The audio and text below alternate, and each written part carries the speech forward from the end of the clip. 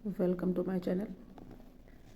आज हम लोग इतिहास में एक नए विषय यानी वैदिक काल पे बात करेंगे। इसके पहले मैं वैदिक काल पार्ट 1 पे बात की थी। तो आज जो इम्पोर्टेंट क्वेश्चन की चर्चा होगी वो वैदिक काल पार्ट 2 पर होगी। तो इसी कड़ी में हम आगे बढ़ते हैं और प्रश्नों को शुरू करते हैं। चलिए देखिए, पहला प्रश्न है, किस वैदिक ग्रंथ के लिए वेदांत शब्द का प्रयोग होता है? किस वैदिक ग्रंथ के लिए वेदांत शब्द का प्रयोग होता है? Option A Aranyaka, option B Upanishad, option C Brahmana ग्रंथ, ऑप्शन डी स्मृति। तो किस ग्रंथ के लिए वेदांत शब्द का प्रयोग होता है? वेदांत मतलब होता क्या है? देखिए, वेदांत मतलब वेदों का अंत, यानी किस ग्रंथ को वेदों का अंत कहा जाता है, अर्थात कौन सा अंतिम वैदिक ग्रंथ है, हम इस तरीके से भी कह सकते हैं। तो ध्यान दीजिएगा, जो अंतिम वैदिक ग्रंथ है वो है आपका उपनिषद। ओके, ये उपनिषद ही है। ओके, तो इसको थोड़ा ध्यान दीजिएगा, उपनिषद। ओके, चलिए हम आगे बढ़ते हैं अगले प्रश्न पर। ऋग्वेद के कई परिच्छेदों में डैश सैस के लिए अघन्या मारना, मतलब अघन्या का अर्थ है मारना नहीं चाहिए, शब्द का प्रयोग हुआ है। यानी कई परिच्छेदों में हुआ है, कोई ऐसी चीज़ है या कोई ऐसा प्राणी है जिसके लिए अघन्या का अर्थ होता है मारना नहीं चाहिए, शब्द का प्रयोग हुआ है। तो किसके लिए हुआ है? देखिए ऑप्शन है, ए ऑप्शन पुरोहित, बी महिलाओं, सी गायों, डी ब्राह्मणों। तो किसके लिए हुआ है? तो ध्यान दीजिएगा, जो अघन्या शब्द है वो किसके लिए प्रयोग हुआ है? गायों के लिए प्रयोग हुआ है। गायों को वैदिक काल में ऋग वैदिक काल में अघन्या कहा गया है। चलिए बढ़ते हैं अगले प्रश्न पर। संकल्पना से मानव को गृहस्थ धर्म से संबंधित नीतियों को डैश डैश में विस्तार पूर्वक दिया गया है। ऑप्शन ए धर्मसूत्र, ऑप्शन बी गृहसूत्र, ऑप्शन सी शौतसूत्र, ऑप्शन डी शुल्वसूत्र। तो किस सूत्र में संकल्पना से मानव को गृहस्थ धर्म से संबंधित नीतियों को उसमें विस्तार पूर्वक दिया गया है? किस में है? तो ध्यान दीजिएगा, बात गृहस्थ धर्म की है, तो किस में है? ये गृह सूत्र में है। ऑप्शन यहाँ पे आपका बी सही है। चलिए हम बढ़ते हैं अगले प्रश्न की ओर। अगला प्रश्न है, वैदिक काल में जोती हुई भूमि के लिए शब्द का प्रयोग होता था, डैश डैश शब्द का प्रयोग होता था, यानी किस शब्द का प्रयोग होता था जोती गई भूमि के लिए? तो ऑप्शन है पहला, ए ऑप्शन उर्वरा, बी यावा, सी धान्य, डी इनमें से कोई नहीं। तो आप बताइएगा, इन प्रश्नों के उत्तर आप कमेंट बॉक्स में भी कमेंट कर सकते हैं। यहाँ पर जो आपका ऑप्शन सही है ए, यानी जोती गई भूमि के लिए किन शब्दों का प्रयोग होता था? उर्वरा शब्द का प्रयोग होता था। ध्यान दीजिएगा, ये उत्तर वैदिक काल में ऐसा होता था। ओके, देखिए अगर बात करते हैं ऋग वैदिक काल में, तो ऋग वैदिक काल में जोती हुई भूमि के लिए जो शब्द होता था वो सीता होता था। क्लियर? किस में होता था? ऋग वैदिक काल में, ऋग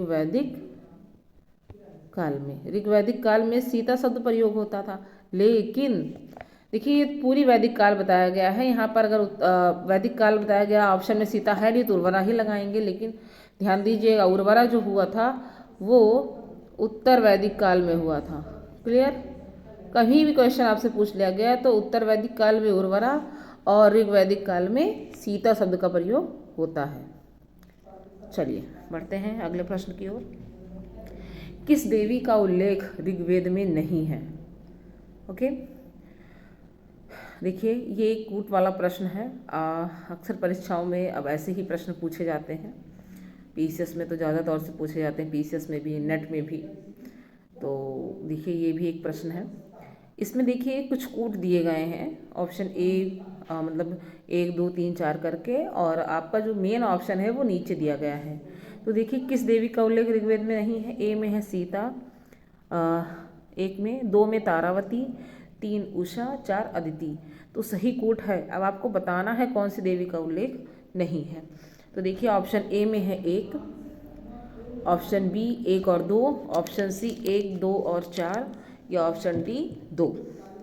तो ध्यान दीजिएगा, ऋग्वेद में जो उल्लेख नहीं है वो किसका है, तो ऑप्शन बी, अर्थात सीता का और तारावती का उल्लेख ऋग्वेद में नहीं है, बल्कि उषा और अदिति का उल्लेख ऋग्वेद में है। तो पूछा तो यही गया है क्वेश्चन, ऋग्वेद में नहीं है, तो आपका ऑप्शन बी सही है।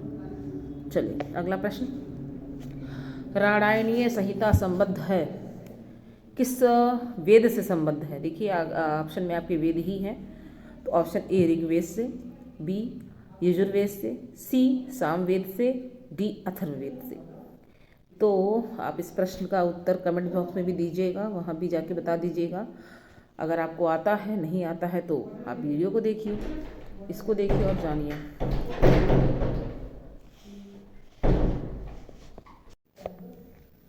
चलिए देखते हैं इसमें ऑप्शन।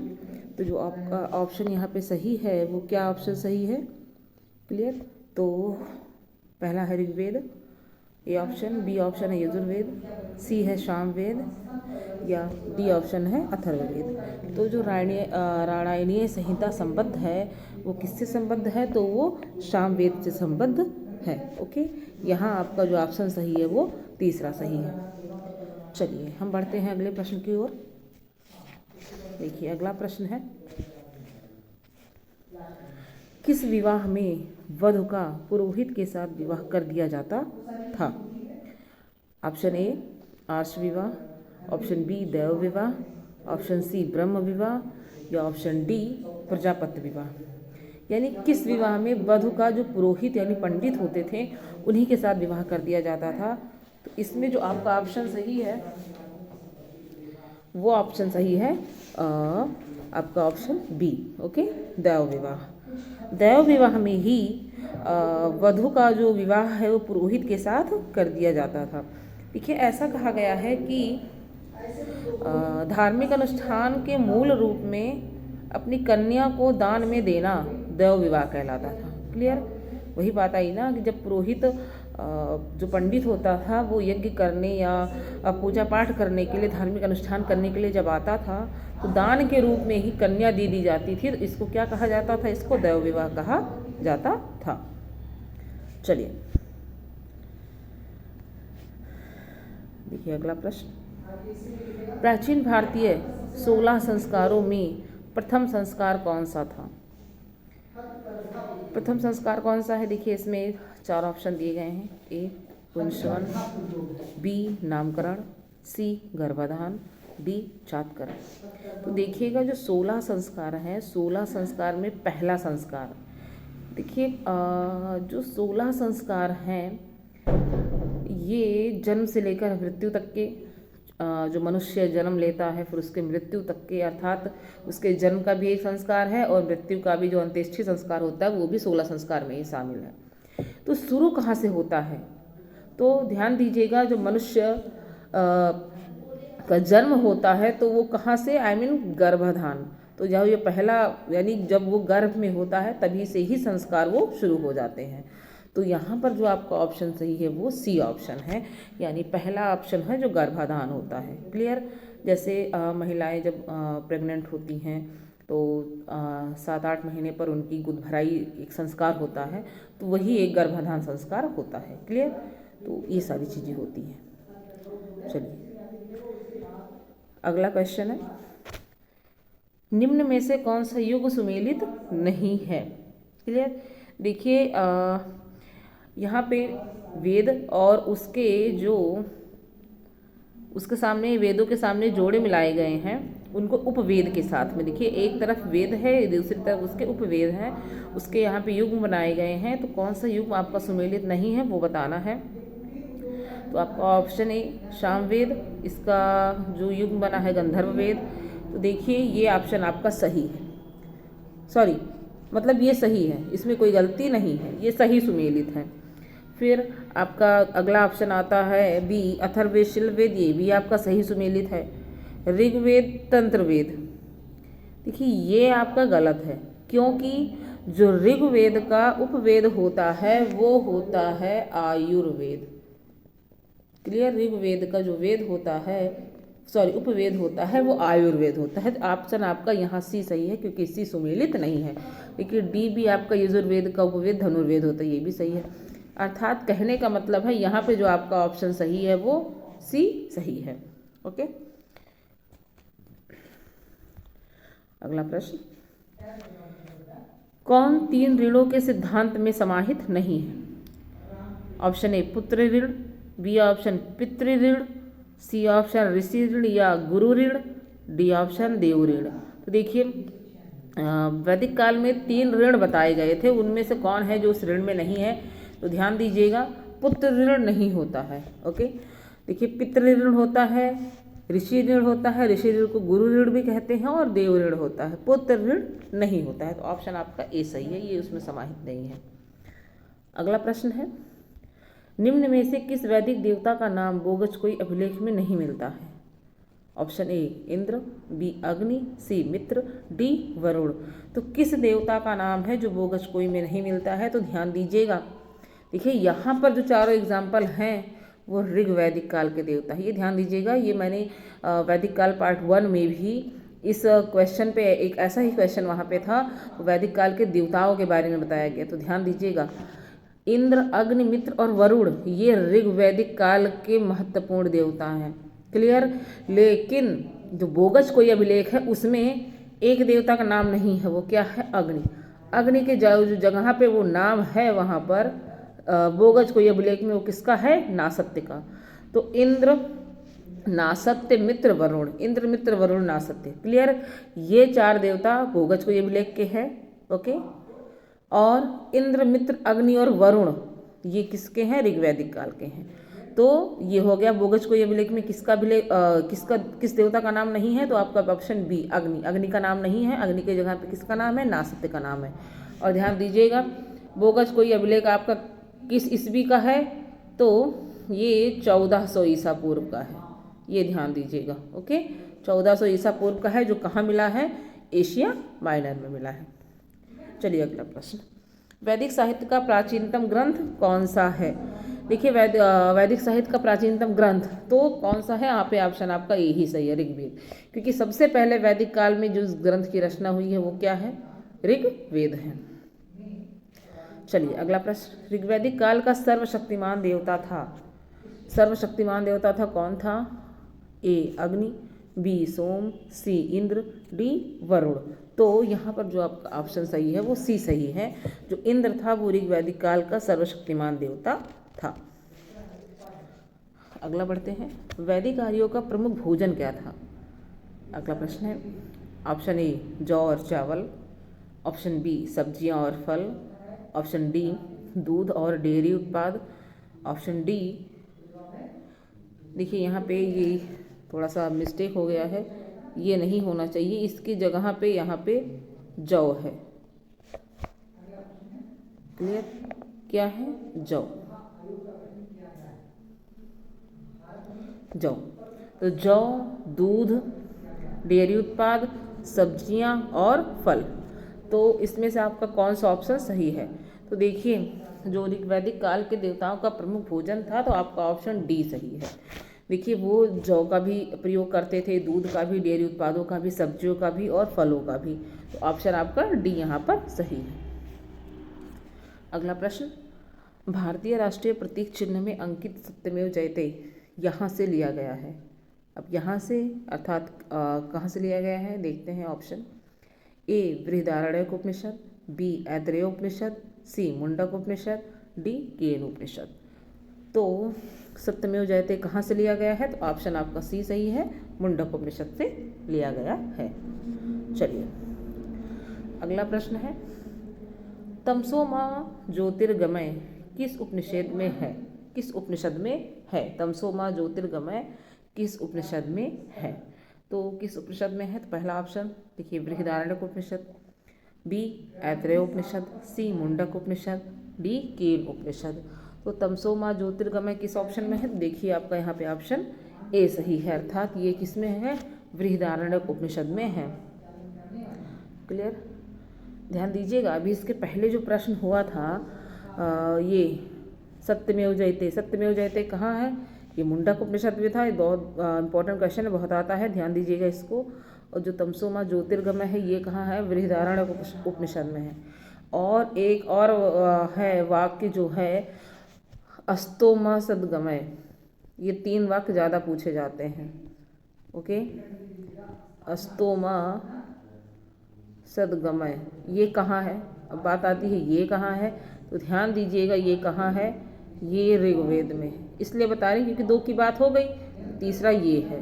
ये तीनों बहुत ज़्यादा पूछे जाते हैं। क्लियर, अस्तोमा सद्गमय कहाँ है, तो ये ऋग्वेद में है। चलिए, निम्न में से कौन सा कर्मकांडी वेद है। कर्मकांडी मतलब जहाँ पे यज्ञ वगैरह के ज़्यादा वेद वो मंत्र वगैरह बताए गए हैं, इसलिए उसको कर्मकांडी कहा गया है। Option A Rigveda, B Yajurveda, C Samaveda, D Atharvaveda. तो यज्ञ के जो नियम बताए गए हैं वो किस में बताए गए हैं, आपके यजुर्वेद में, यानी आपका ऑप्शन बी सही है। चलिए आगे बढ़ते हैं। देखिए इसमें क्या है प्रश्न, कौन सा वैदिक लेख पहली बार पुनर्जन्म के सिद्धांत की प्रमाणित व्याख्या देता है। Option A Chandogya Upanishad, B Mundaka Upanishad, C Shatapatha Brahmana, या डी बृहदारण्यक उपनिषद। तो ध्यान दीजिएगा, पुनर्जन्म के सिद्धांत की पहली बार व्याख्या की गई है वो कहाँ पे है, तो ऑप्शन ए छांदोग्य उपनिषद में ये मिलता है। चलिए, कौन सी शाखा सामवेद की नहीं है। ए कौथुम, बी राणायणीय, सी कौशिकी, डी जैमिनीय। तो इसमें कौन सी शाखा है जो सामवेद की नहीं है। देखिएगा इसमें जो कौशिकी है ये सामवेद की नहीं है, तो ये है किसकी, तो ध्यान दीजिएगा कौशिकी और ऐतरेय ये किसकी है, ये ऋग्वेद की शाखा है। ओके, बाकी तीनों कौथुम, राणायणीय और जैमिनीय ये किसकी शाखा है, तो ये सामवेद की शाखा है। तो यहाँ पे ऑप्शन आपका सी सही है। The Arctic home in the Vedas के लेखक कौन हैं। ए डेविड फ्राले, बी बाल गंगाधर तिलक, सी केदारनाथ शास्त्री, या डी वेणी प्रसाद। तो देखिए the Arctic home in the Vedas के लेखक कौन हैं, तो ये हैं आपके बाल गंगाधर तिलक। इन्होंने ही बताया था जो ऋग्वैदिक काल के आर्य थे वो कहाँ से आए थे, तो वो आर्कटिक प्रदेश से आए थे, और अपनी इसी पुस्तक में ये चीज़ उन्होंने बताई है। उपनिषदों की विषय वस्तु क्या है। ए वैदिक देवताओं की स्तुति, बी काला जादू, सी सत्य की खोज, या डी वैष्णव धर्म। तो उपनिषदों की विषय वस्तु क्या है, तो यहाँ पर आपका जो ऑप्शन सही है वो क्या है, सी ऑप्शन सही है, यानी सत्य की खोज जो है वो उपनिषदों की विषय वस्तु है। ओके, चलिए अगला प्रश्न देखिए। अगला प्रश्न है, वैदिक साहित्य में किसे पुरंदर के नाम से जाना जाता है। ए अग्नि, बी वरुण, सी मित्र, डी इंद्र। किसको पुरंदर के नाम से जाना जाता है वैदिक साहित्य में, तो ध्यान दीजिएगा आपका जो ऑप्शन सही है यहाँ पर वो सही है आपका इंद्र। क्लियर, इंद्र को ही वैदिक साहित्य में पुरंदर कहा गया है। ओके, देखिए अगला प्रश्न, ऋग्वेद के किस मंडल में गायत्री मंत्र लिखा गया है। किस मंडल में गायत्री मंत्र है। ए चतुर्थ, बी द्वितीय, सी तृतीय, डी प्रथम। तो किस मंडल में है, तो ध्यान दीजिएगा ऋग्वेद जो है वो गायत्री मंत्र जो है ऋग्वेद के तीसरे मंडल में है। ये मंत्र सूर्य को समर्पित है। चलिए अगला प्रश्न, ऋग्वेद के नदी सूक्त में किन 2 नदियों के बीच वैदिक नदी सरस्वती स्थित है। क्लियर, जो वैदिक काल की सबसे पवित्र नदी है सरस्वती, वो किन 2 नदियों के बीच में स्थित है। ऑप्शन ए गंगा एवं यमुना, बी यमुना एवं सतुद्री, सी सतुद्री एवं अस्कनी, या डी अस्कनी एवं वितस्तता। तो किसके बीच में है, तो ध्यान दीजिएगा जो सरस्वती नदी है वो किसके बीच में है, यमुना और शतुद्री के बीच में है। ओके, अगला है, महाजल प्लावन की कथा किस ग्रंथ में उपलब्ध है।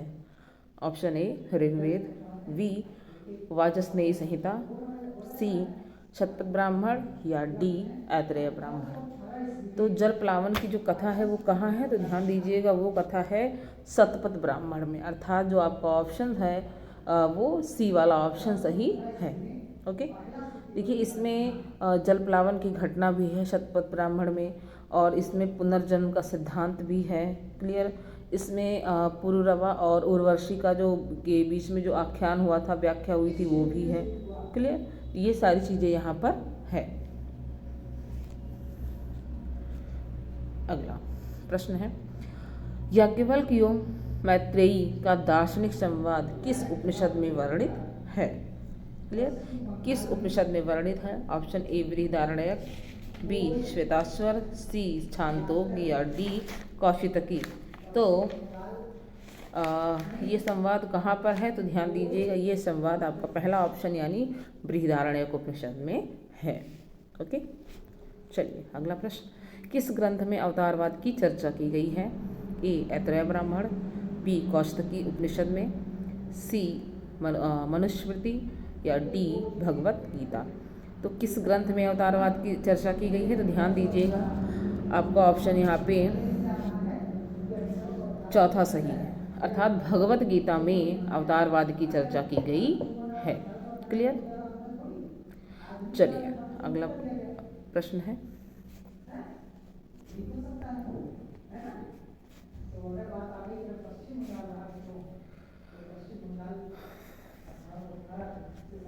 कौन ग्रंथ वैदिक कालीन रत्नियों की सूची का उल्लेख करता है।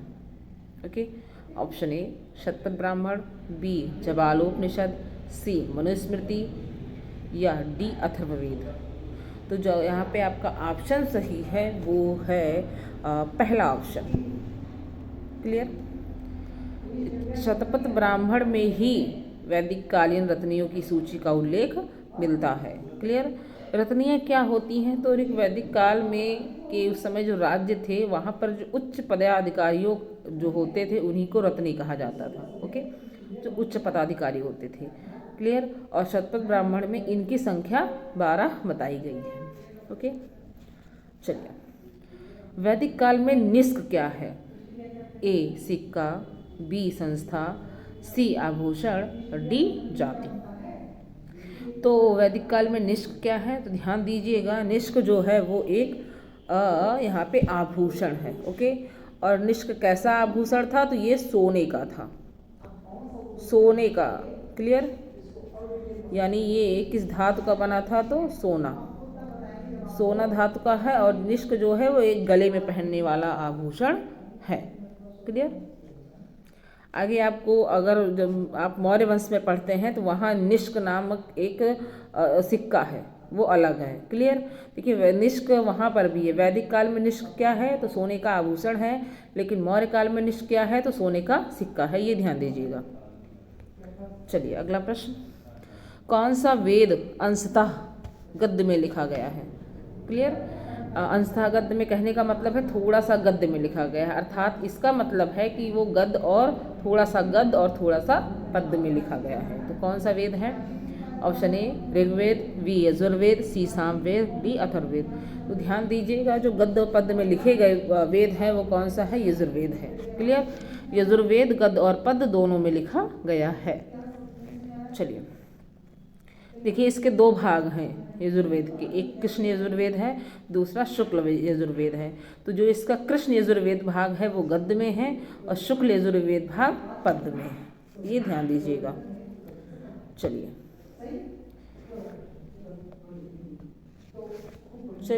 ये हो गए, देखिए आपके प्रश्न हो गए। अब इन प्रश्नों को आप अध्ययन करिएगा और वीडियो को पूरा देखिए, स्किप करके मत देखिए, क्योंकि बीच बीच में जो चीज़ यहाँ व्याख्या करके बताई जाती है अगर आप स्किप करके देखते हैं तो वो चीज़ आपको समझ में नहीं आती है। तो वीडियो आपको कैसा लगा कमेंट्स बॉक्स में इसको कमेंट भी करिएगा। अपने मित्रों के पास वीडियो को लाइक करिए, शेयर करिए और वीडियो को सब्सक्राइब करिए। बहुत बहुत धन्यवाद।